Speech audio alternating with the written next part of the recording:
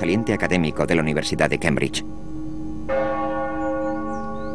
Sin embargo, John Maynard Keynes era mucho más que eso. Se relacionaba con escritores y artistas. Uno de ellos pintó estos murales para él. Era asimismo un personaje conocido en la ciudad de Londres, donde amasó una fortuna en el mercado de valores, la perdió y la rehizo. Perteneciente al círculo de los políticos y primeros ministros, durante la Primera Guerra Mundial, Keynes asesoró al gobierno británico sobre el modo en que debía gestionar su economía en tiempo de guerra. Al finalizar la contienda, Keynes formó parte de la delegación de paz británica que negoció el Tratado de Versalles. Los victoriosos aliados exigían que la derrotada Alemania pagase el costo de la guerra por medio de lo que se dio en llamar reparaciones. Los estadistas reunidos en Versalles no querían más que exprimir el dinero a una Alemania ya en bancarrota. En Alemania, Keynes juzgaba las reparaciones desproporcionadas con lo que una economía podía realmente soportar y pensaba que tendrían unas consecuencias nefastas en lo económico, lo político y lo social. Airado y asqueado, Keynes dimitió. A su regreso a Inglaterra fue a pasar una temporada con su amigo el pintor Duncan Grant. Aquel verano, Grant retrató a Keynes escribiendo su libro Las consecuencias económicas de la paz. Si somos de la opinión de que Alemania debe empobrecerse y sus hijos morir de hambre y quedar lisiados, la venganza, me atrevo a predecir, no tardará en fraguarse. Nada podrá retrasar la inevitable guerra que destruirá la civilización y el progreso de nuestra generación.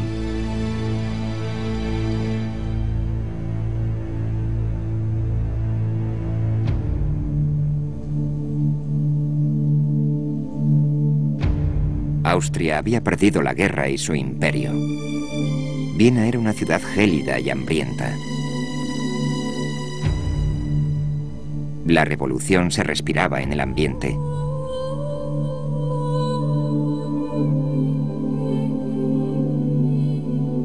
Socialistas y comunistas ganaban la batalla por conquistar los corazones y las mentes.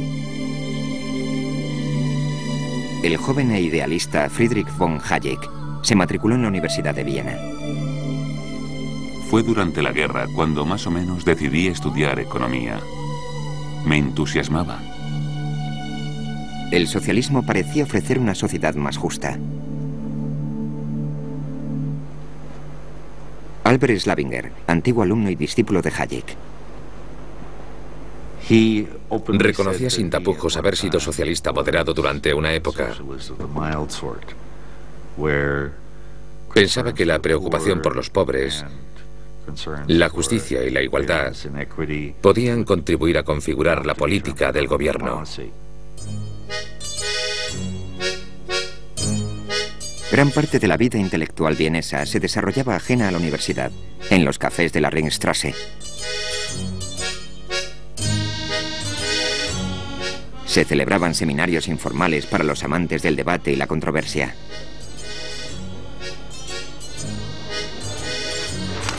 Hayek entró en el círculo de un apasionado libertario llamado Ludwig von Mises. Von Mises pensaba que los mercados, así como los pueblos, debían liberarse de la intromisión de los gobiernos. Ludwig von Mises fue el economista más prominente de la Escuela Austríaca de Economía.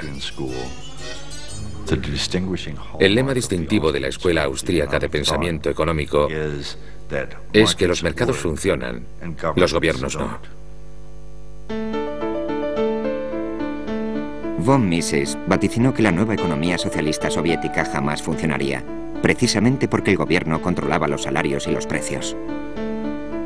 Von Mises sostenía que el gran error del socialismo era carecer de un sistema de precios eficaz que enviase información a consumidores y productores sobre el valor de los bienes. Decía que esos precios son la base de una economía operativa. Podrían considerarse señales de tráfico. Si no dispones de ellas, lo único que consigues es un sistema inoperante, caótico.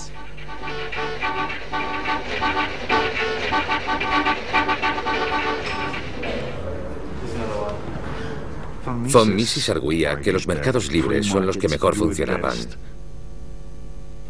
Así que, ¿para qué intentar otras cosas?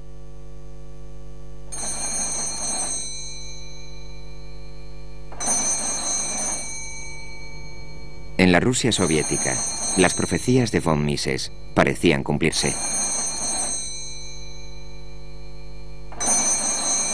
Lenin había abolido lo que para él era el caótico mercado libre. El Estado controlaba la economía, fijaba salarios y precios. Pero el gran experimento marxista pasaba por dificultades. Lenin tenía entre manos un desastre económico. La Rusia soviética era un país sombrío, asolado por el frío, la hambruna y la muerte. Lenin sabía que era precisa una política distinta, por lo que instituyó la que se dio en llamar Nueva Política Económica. Lenin autoriza a los granjeros a vender sus propios productos y tierras. Permite la creación de pequeñas empresas, lo que origina un renacimiento económico. Pues bien, sus camaradas más izquierdistas lo atacaron con saña por traicionar los principios bolcheviques y marxistas. Lenin, por aquella época, ya había sufrido un ataque y no gozaba de buena salud. Y pese a ello, subió a la tribuna casi por última vez en su vida. Y era el Lenin de siempre. Aún era vitriólico, era sarcástico. Dijo de sus críticos que eran imbéciles, estúpidos, porque el Estado, el gobierno, los bolcheviques, todavía controlaban el conjunto de la economía. El acero, los ferrocarriles, el carbón, la industria pesada, lo que él llamaba los puestos de mando de la economía.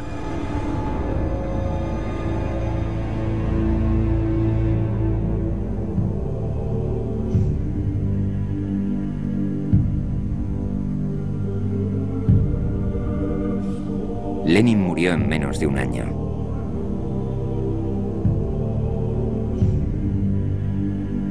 Los dolientes que asistieron a los funerales de Lenin creían que la historia militaba en su bando y que en menos de 3 décadas, no solo Rusia, sino toda la Europa del Este y China, más de 1/3 de la humanidad, viviría conforme a los principios económicos del marxismo-leninismo.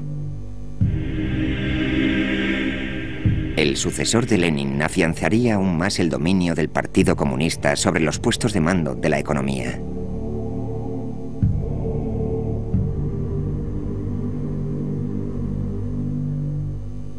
Joseph Stalin introdujo la planificación central. Bajo su gobierno, el Partido Comunista planificó y gestionó todos los aspectos de la economía. Mientras que el comunismo parecía escalar posiciones, el capitalismo aguardaba el cumplimiento de su sentencia.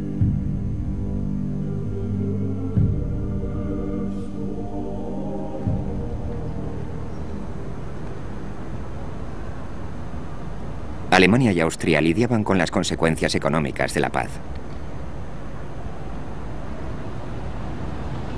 Obligados a pagar las insoportables reparaciones por la guerra, los gobiernos de los países vencidos simplemente emitían más papel moneda. El resultado: inflación, más inflación, hiperinflación.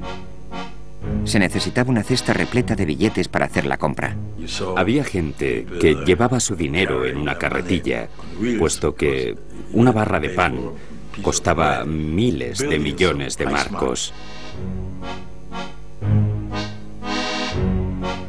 Hayek, que trabajaba en un centro de investigación estadística, necesitó 200 aumentos de sueldo en 8 meses.